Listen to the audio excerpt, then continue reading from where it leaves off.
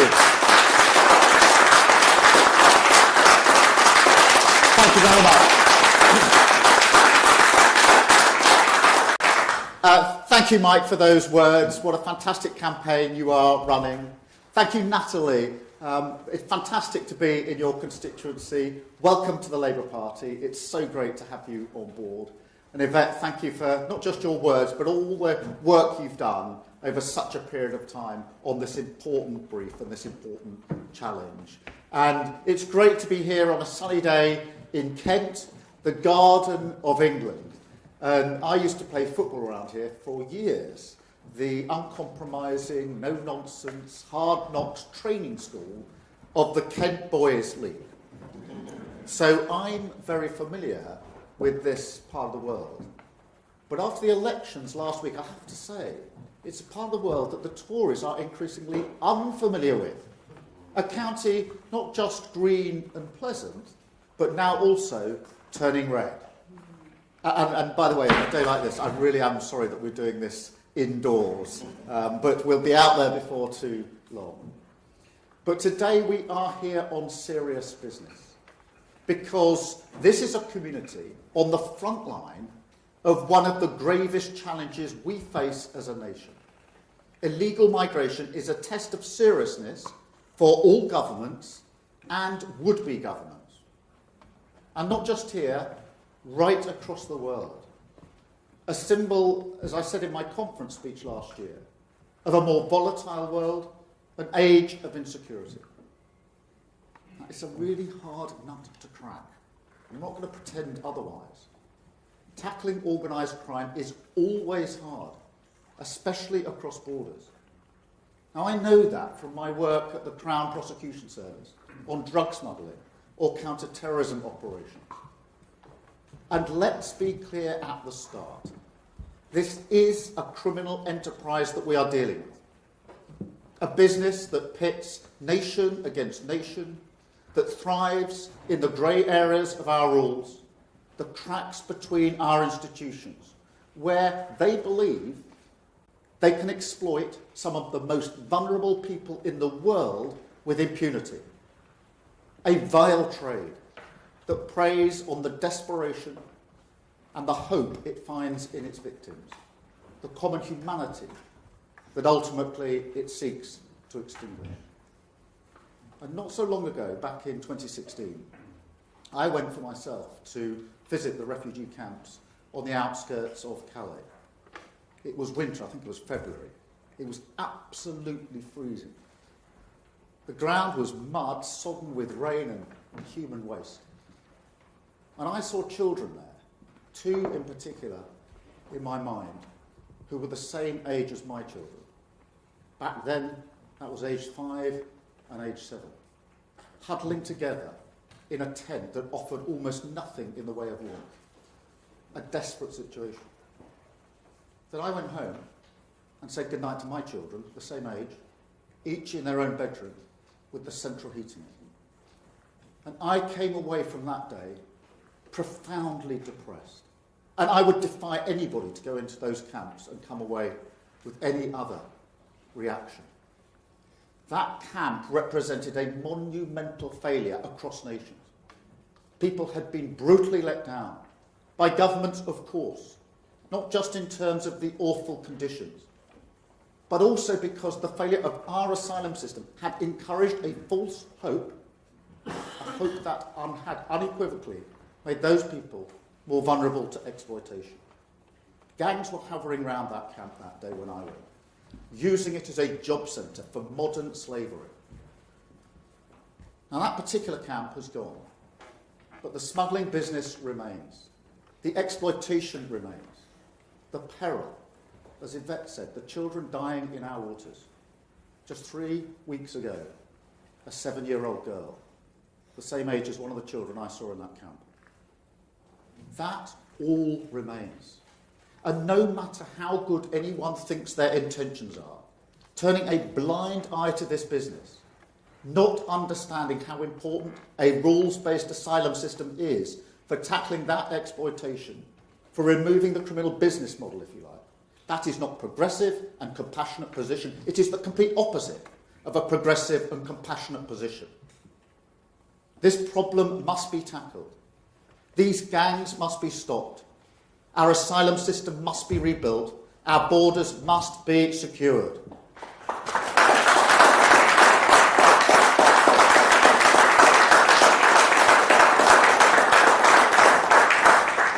But to do that, to finally grip this problem, we need to turn the page and move on from an unhealthy interest in gesture politics that has long defined this policy area and which has dragged the Tories as a serious party of government onto the rocks of their own delusion. Let me give you a few examples of what I mean by gesture politics. September 2020, the Sun newspaper reports that the government is exploring the procurement of Yamaha jet skis. The plan, allegedly, to patrol the English Channel and tow boats containing asylum seekers back to France. October 2020, the Financial Times reports that the government is undertaking a secret consultation with the maritime industry. The plan this time, constructing floating walls or maritime fencing in order to block small boats. And presumably, in the busiest shipping lane in the world, all other boats. December 2020, and Yvette will remember this well. Chris Philp, then the Immigration Minister, at the Home Affairs Select Committee in front of Yvette, refusing to rule out the use of wave machines to blow back the boats, a policy that had by then somehow managed to find its way into the newspapers. I could go on. There is plenty more material. Sound cannons, sonic weapons, various deployments of the Royal Navy against advice and with little success. The list is endless. Yet here we are. Over 8,000 people have made the perilous journey across the Channel in small boats this year, on track to surpass the record set in 2022. Now, I want to be clear, I'm not impliedly criticising the reporting here. If a government source tells you that it's going to build a wall in the English Channel, you better believe that is a story. But the question this record must raise is whether the latest gimmick, the Prime Minister's Rwanda scheme, can really be taken as a serious solution to this important challenge. I don't think so. They will get flights off the ground. I don't doubt that.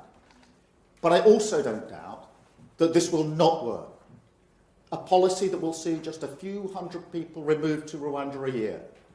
Less than 1% of the people who cross the sea in small boats every year. Less than 1% for £600 million. That is neither an effective deterrent or a good use of your money. And then you look at the rest of our border system, and honestly, it's like a sieve. Just the other day, the Home Office admitted it's lost track of thousands of people that they think have no right to be here. And yet, still, the government refuses to do anything than focus all its time and energy propping up Rwanda, throwing good money after bad, hoping it will get a few flights with, a couple of hundred migrants off the ground. Because it's symbolic for party management, for the election. It's gesture politics. £600 million for a few hundred removed. That is gesture politics. And Britain can do better. Labour will do better. We will end this farce. We will restore serious government to our borders, tackle this problem at source, and replace the Rwanda policy permanently.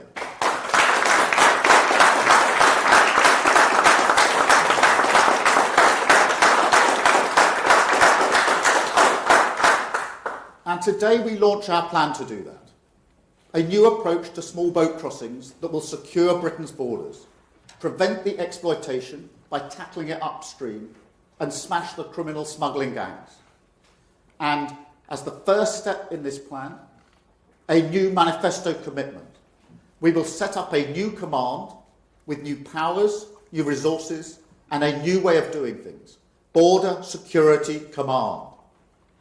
Now, this is about leveraging the power and potential of dynamic government based on a counter-terrorism approach which we know works.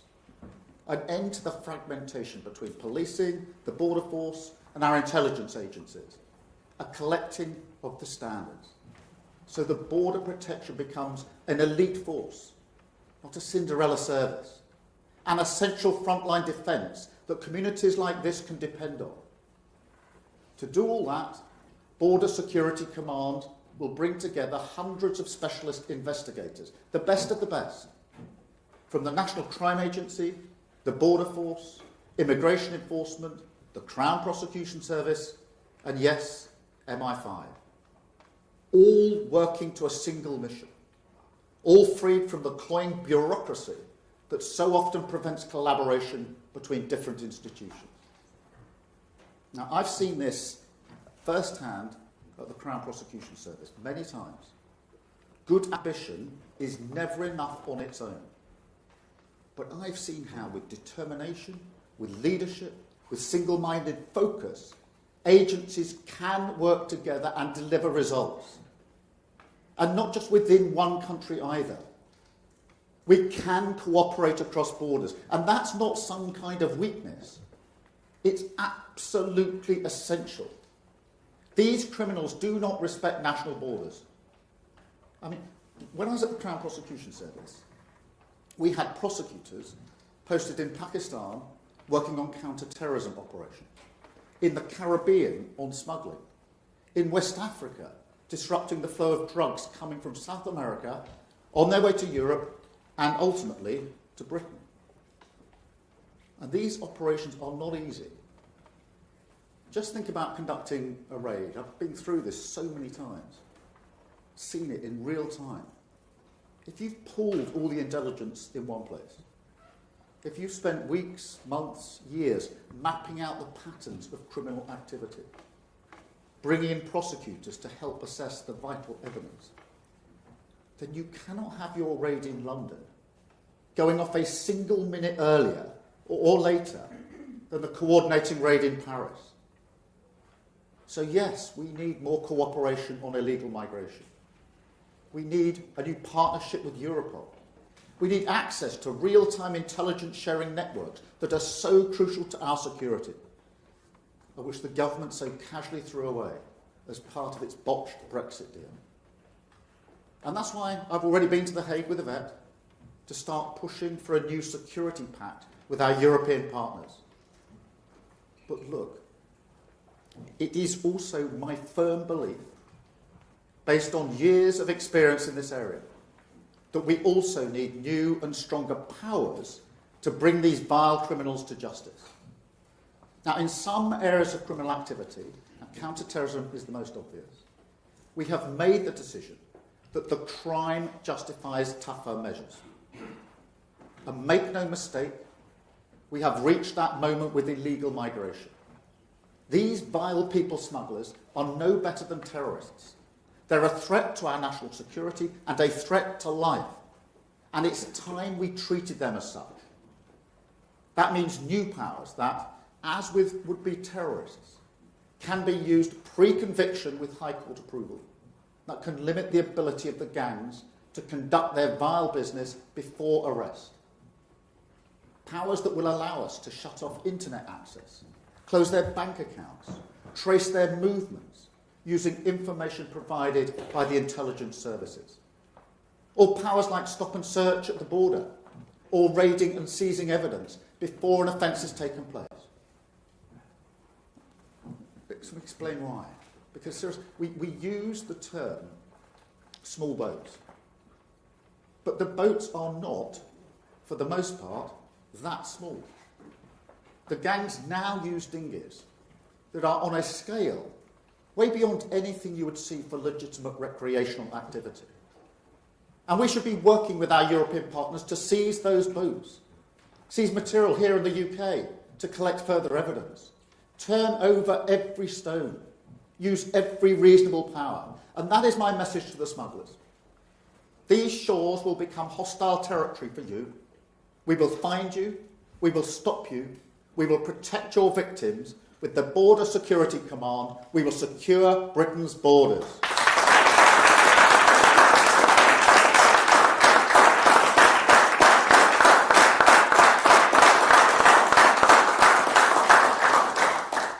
And we will also rebuild Britain's broken asylum system. As I said at the beginning, I believe in a rules-based asylum system. I believe that a system that processes claims quickly and humanely, and that finds ways, without squeamishness or cruelty, to detain and remove people who have no right to be here, is essential for security, fairness, and justice. It is a form of deterrence in itself, because until we're seen around the world as a country that has a firm grip of the process at our border, until we're busting the Home Office backlog, arriving at decisions quickly without a fuss, so we can return people who have no right to be here, then yes, Britain will be seen as a soft touch. And it goes without saying, we do not have that effective deterrence at our borders at the moment. Our rules-based asylum system isn't working. Ask anyone in this part of the world. That much is obvious. So it's not hard to see why the Prime Minister might want a path to deterrent without the hard graft, the boring graft perhaps, of fixing the wider system. But I'm afraid, like so much of what he says these days, it's magical thinking, a symbol of the unquenchable Tory desire for the shortcut, the easy fix, the sticking plaster, gimmicks, not serious government. Let me spell it out again. A scheme that will remove less than 1% of arrivals from small boat crossings a year cannot and never will be an effective deterrent. It's an insult to anyone's intelligence. And the gangs that run this sick trade are not easily fooled. In fact, by allowing vast numbers of people into the country via this route, running up a perma backlog of nearly 100,000 people, refusing to process the claims, so that even if they have absolutely no right to be here, they cannot be removed, billing the taxpayer for expensive hotel accommodation, because like Hotel California, there's no prospect of ever leaving, no prospect of a decision for or against. Then let me be clear. The government has achieved the complete opposite of what they claim, a travel lodge amnesty handed out by the Tory party. And that is warmer and safer than spending winter under canvas near a beach in northern France. And if you don't think that's what the gangs are telling the people they exploit, you've never met one of these gangs. So no, we have to restore integrity and rules to our asylum system. We have to clear the backlog so we can return people swiftly. That is the path, the only path, to real deterrence. That's why we will hire hundreds of new caseworkers for the Home Office, and we'll do it straight away. We'll create a new fast-track returns and enforcement unit that will make sure the courts can process claims quickly, and we will save taxpayers billions. The £8 million we spend every day on hotels, an £8 million a day message that Tory chaos has a cost. Labour will stop the chaos, Labour will bust the backlogs, Labour will rebuild our broken asylum system.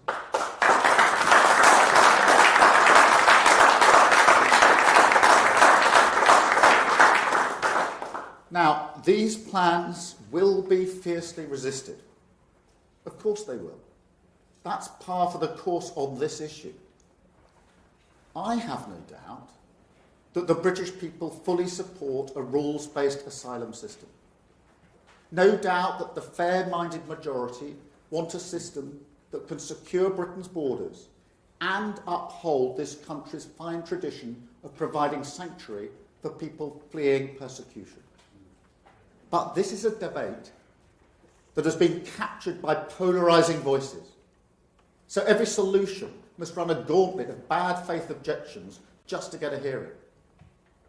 Now, on one side of the debate, it comes from people who claim they want to reform the asylum system, but in fact they want to get rid of it. People who believe, based on their principles, that people should be able to move across the globe wherever, whenever, and however they want.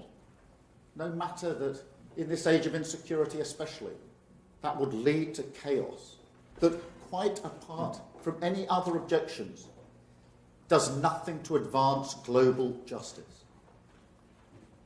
Meanwhile, on the other side of the debate, some people pretend they want to reform asylum, when what they really want is for the British state to act with impunity, to tear up rules on a whim, because ultimately they do not want us to take in any asylum seekers whatsoever. I don't think there's many Tories who truly believe that. But what I do think is that they're too weak to admit that plainly, too weak to say that this is not and never should be a world we live in. Because Britain should show leadership on global issues that drive insecurity and migration. Britain should step up to tackle climate change, famine and conflict. We do have a duty to work with other nations, and the state should not have untrammelled power against minorities or anyone. Our rules-based system should align with global rules that protect individual human rights. That is in our interest and the right thing to do.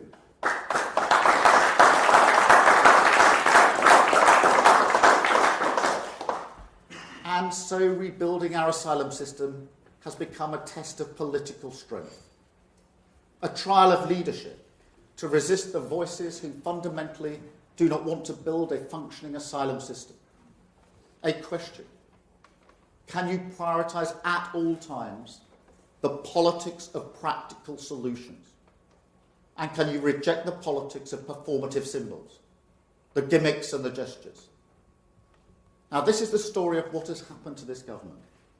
The explanation of how a party that cares about illegal migration, there's no doubt about that, finds itself with a record of failure as total and stark as this.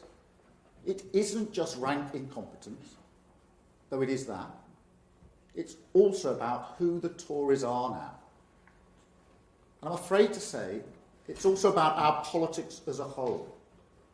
A culture that's part of the water in Westminster, that rewards the grand gesture, the big talk, while disregarding the detailed practical action that over time moves a nation forward step by step. Take Northern Ireland. Because in my lifetime, there is no more powerful example than that. And I was there, in the room, helping create a police service that could work for all communities, trying to move a nation slowly but surely towards the hard work, the long work, the patient work of real change. I don't want to stretch that analogy too much, but that is what the hard graft of change means to me. And it's the kind of approach that tackling small boats requires now.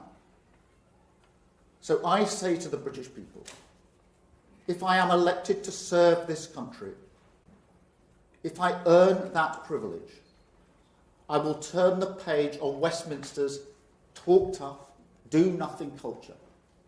Not just on small boats, not just on migration, on everything. And I don't know if that's a new politics or whether it's a return to the bare minimum you should expect.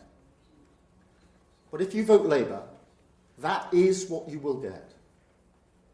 And if you don't believe me after 14 years of broken promises from the Tories, that's understandable. But as the country's chief prosecutor, I smashed the terrorist gangs. And I know we can smash the people smuggling gangs. I dragged my party away from the allure of gesture politics, and I will do exactly the same to Westminster.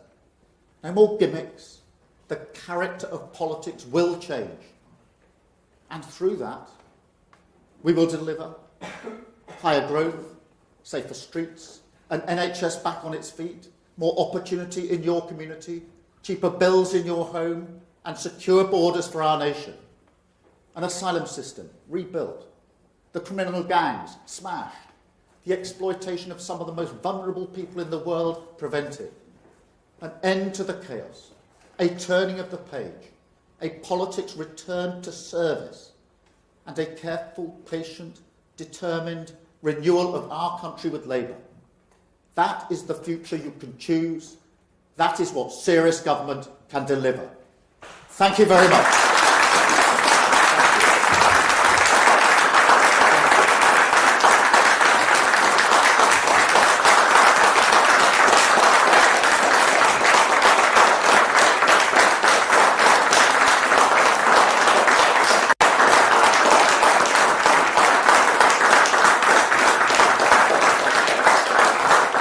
Thank you all very much. I'm now going to take a number of questions from the media. I'm starting, Beth, with you, Beth from Sky. Thank you, Keir Starmer. You say you're going to end the talk big and do nothing type of rhetoric around small boats. So let me ask you this. Boat crossings hit 30,000 people in 2023. If you win an election, what's your target number for crossings by the end of 2026 once your scheme is up and running? And last week, you told me you wouldn't continue the Rwanda scheme, but you did not commit to stopping flights on day one of a Labour government.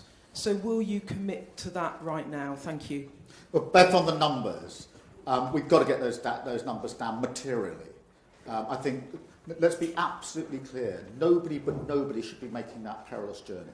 It's not in anybody's interest, and nobody who's serious about politics should suggest otherwise. It is not progressive or compassionate to allow people to cross in that way and to lose control of our borders. So we need to bring those numbers down drastically.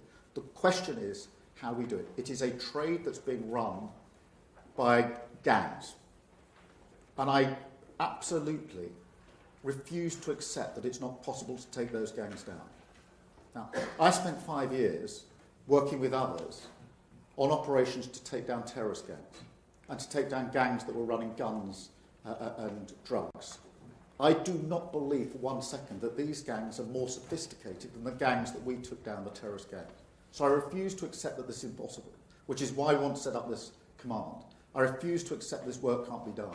I refuse to accept that these boats, which are basically being made to order, can't be intercepted. They're being held on the continent and brought to the north coast of France. So I'm absolutely convinced that this can be done to get those numbers down. We will scrap the Rwanda scheme. I said that to you when we last met last week, the time before last. That means ending the scheme absolutely, flights and all. It is not going to work. It is an absolute waste of money. It is a gimmick, not a solution. And the point of the last point of my speech is I'm not prepared to have a government, as we've got now, that is run on gimmicks, because that is not producing the change that people so desperately need in this country. Thank you so much, Beth. Anushka, can I come to you? Thank you. Anushka Stana, ITV News. Keir Starmer, you clearly want to reach out across the aisle, but how far are you prepared to stretch? Is Nigel Farage welcome in this new Labour Party?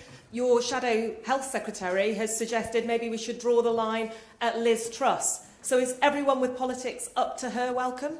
Well, look, I'm very pleased to welcome Natalie to the Labour Party. You heard for yourself the reasons that she took a very difficult step. It's a very difficult thing to cross the floor of the House of Commons from one party to another. Nobody just does it without a huge amount of thought. And Natalie's conclusion, having thought about this profoundly, is that Rishi Sunak has effectively lost control of the borders and that the Tory party is characterised by incompetence and the Labour Party has changed. I think that's a very powerful thing to have said. It's testament to the hard work that we've put in the Labour Party. And this changed Labour Party ought to be a place where reasonably minded people, whichever way they voted in the past, feel that they can join with our project to change the country for the better. And so it is an invitation that we should be less tribal in the pursuit of a better country and invite people to our party who want to join in our project of national renewal. And I'm very pleased to be able to extend that invitation, not just to Labour voters, but people who voted for other parties in the past, because I genuinely believe that reasonable-minded people want their country to do better, want progress for themselves, their families and their communities. and that they will want to join the hard work, not the gimmicks, the hard work that this new Change Labour Party will bring about. Thank you, Anushka. Chris? Look, I'm not going to go into... I think that's the last person who'd want to join this Labour Party, but I'm not... a list of names doesn't help anyone, but Nigel Farage won't want to join Labour. But there is a serious underpinning point that actually, if we're to renew our country, we do need to ensure that we carry as many people with us as possible. And I genuinely think that most reasonably minded people across the country, who may or may not be into politics, we think about it all the time, most people don't, do want a better country for their family, for their community, and they want the country to go forward. And what I want is a decade of national renewal where people say, I may not be tribally Labour, I may not have always voted Labour, but I actually think this is a good, serious proposition about improving our country. And I make no bones about that. That may be because I came into politics late in life, because I didn't spend my whole sort of formative years in the tribal politics of Westminster. But it matters to me that we're able to have a project which reasonable people feel I can get behind that. Thank you, Anushka. I better give slightly shorter answers, otherwise I was going to be here all day. Chris, that's no reflection on your question. Alistair can be as long as you like. Chris Mason from BBC News. Can I push you, Keir Starmer, on the specifics of what success looks like? You talked there about getting the numbers down materially. What does that mean? Does that mean halving small boat crossings? Does that mean eradicating them entirely within a first Labour term? And to be specific about the cancellation of the Rwanda scheme, can you answer explicitly, does that mean no flights taking off from the moment you become Prime Minister? Let me deal with those in two parts. Look, we do need to dramatically reduce the numbers. Obviously, I'd like it to come down completely. I'm not going to put a false number in it, but I'm not going to shy away from the fact that this needs to materially reduce. These numbers need to come right down. And to do that, we have got to stop the vile trade that is running it in the first place. Now, I have seen that done, as I've said, in relation to terrorism, in relation to drug smuggling and gun smuggling. It can be done, and when you do it, you stop, in a terrorist case, you stop a planned operation or whatever it may be. One of the proudest things I did at the Crown Prosecution Service was Operation Overt, which was a plan to bring down 7 aeroplanes at the same time as they were crossing the Atlantic. You can take very effective action, and therefore to reduce those numbers. But it does require serious coordination, serious action of the sort that we've set out today. And this is the complete opposite of a gimmick. I'm not going to pretend this isn't hard work. That's why I said at the beginning, I'm not going to pretend this is an easy thing. You just flick a switch and this is... But it is hard work based on my experience of having done this in relation to other gangs. And as I say, I do not accept that this outfit, this operation is any more sophisticated than the ones that I've already had to deal with, as others have dealt with. But look, as far as Rwanda is concerned, we will cancel the scheme.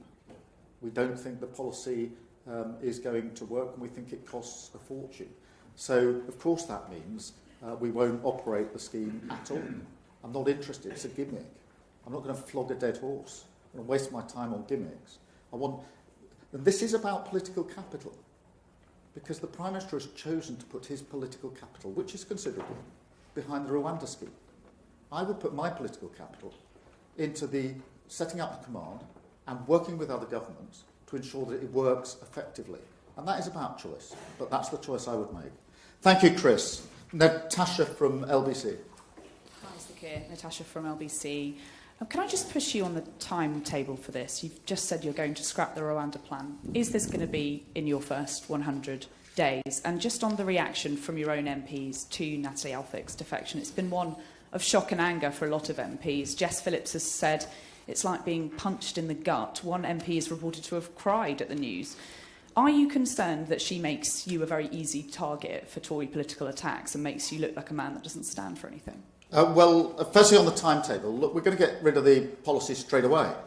I'm not going to continue a policy I don't think is going to work, which is going to cost a fortune. I'd rather use the money that's being thrown at the Rwanda scheme and put it behind the command that we want to set up.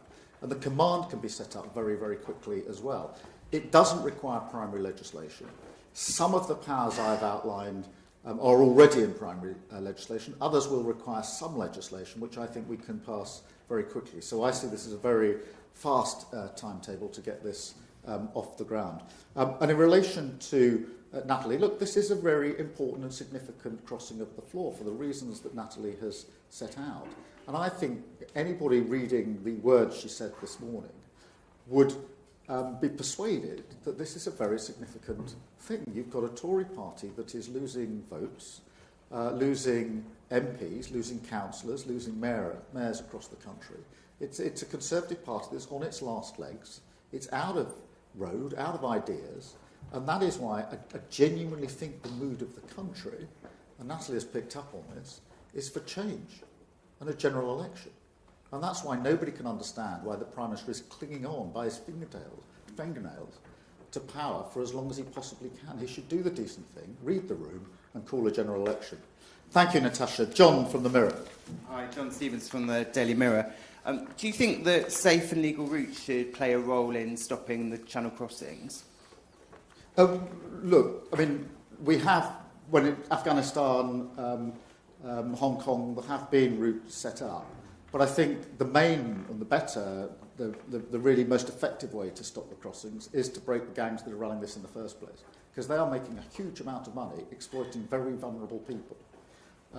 And they're doing that with thinking that they've got impunity. And that is going to be the most effective way to stop this vile trade. And that's why I put all of my focus today and will put political capital behind the measures I've outlined this morning. Thank you, John. Martina from The Sun. Thanks, Sir Keir. It's Martina Bett from The Sun. Justice Secretary Alex Chalk said today that he believes European Convention on Human Rights should adapt to meet the migration crisis. Would you be ideologically opposed to European-wide reform of the ECHR? And on the UN Refugee Convention, do you think there is a need for a new, better global asylum framework? Thank you.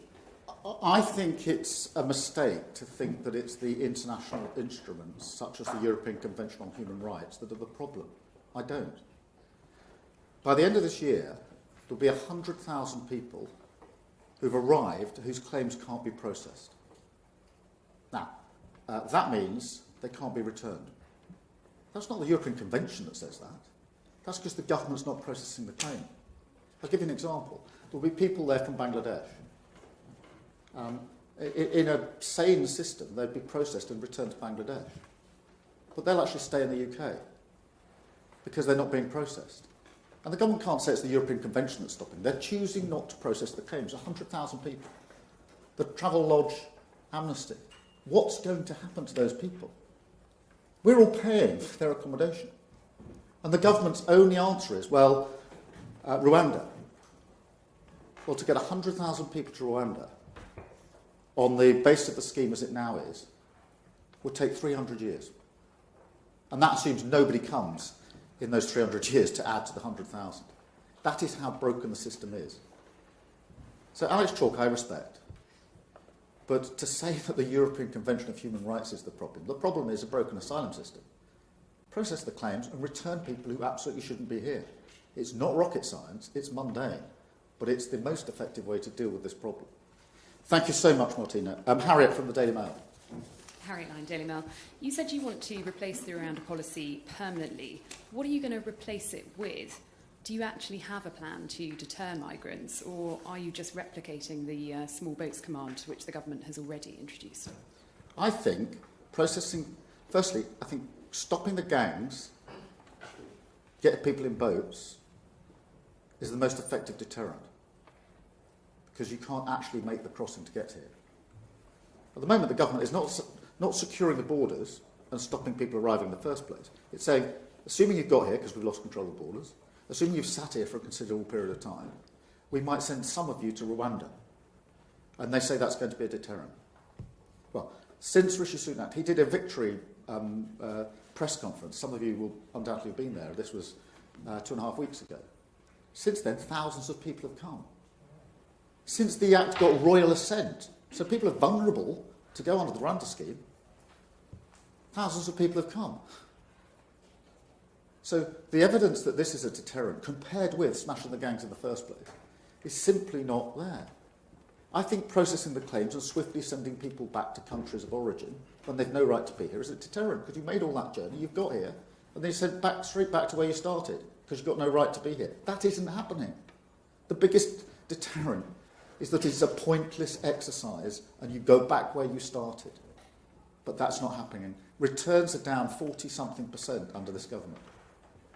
That is not a deterrent. That is why we've got to fix this with really serious solutions. Thank you so much, Harriet. Michael from the Daily Express. Sir Keir, thank you very much. You spoke about swiftly returning failed asylum seekers, but where are you actually proposing to send them to? Are you proposing to do a deal with the Taliban in Afghanistan or Syria? Well, Michael, if you look at the countries that people are coming from, there are obviously countries in there where people can be returned without any sort of returns agreement. Bangladesh, India. There are plenty of countries. You don't need a returns agreement to send people back to a safe country. Afghanistan is different, I accept that, as is Syria, as is Hong Kong. But for many of these countries, you don't need a returns agreement. Bangladesh is a classic example. Why are people who come here from Bangladesh not being processed, sitting here, not going back? The government isn't doing it. And so this is not difficult territory. It's actually get on, roll your sleeves up, process the claims, and get this system functioning properly again. And we can make a material difference. Afghanistan, I grant you, is a different proposition because many people who came from Afghanistan are fleeing from the Taliban. And we all remember what the situation was like 2 years ago. That is why there is supposed to be in place a scheme for those fleeing from Afghanistan to find safety. But we shouldn't overestimate and talk up the difficulty here. It's basic competence, seriousness, not gimmicks. Thank you very much, Michael. I've got Charles from the Telegraph. Hi, Charles. Will you seek to negotiate a returns deal with the EU if and when you get into government? And do you believe that you can get one? And would there have to be any quid pro quo in order to achieve that deal? Well, Charles, firstly, on the back of the last question, it is perfectly possible to return people to country of origin rather than the EU without an agreement with the EU and without an agreement other than basic consent from the country that is being dealt with. And we must never lose sight of that. We obviously lost the Dublin Agreement and that needs to be replaced in some shape or form. I would accept that. So there can be returns. But let me be absolutely clear, that does not mean, because the Tories then jump in and say that means joining the EU scheme. That doesn't mean joining the EU scheme. We are not going to do that. We're not a member of the EU, and I'm not interested in joining that scheme. But I'm press on this point that actually returning to country of origin, which is the most effective thing, is done with the consent of the country that we're sending people back to. That is not difficult. Thank you, Charles. Alina from The Guardian. Hi. Alina. Eleni Correa from The Guardian. You've spoken about the importance of Natalie Alfick's defection to Labour. Will you now extend an invitation to all Conservative MPs who are unhappy with the government to enter defection talks with you? Well, that'd be a long list.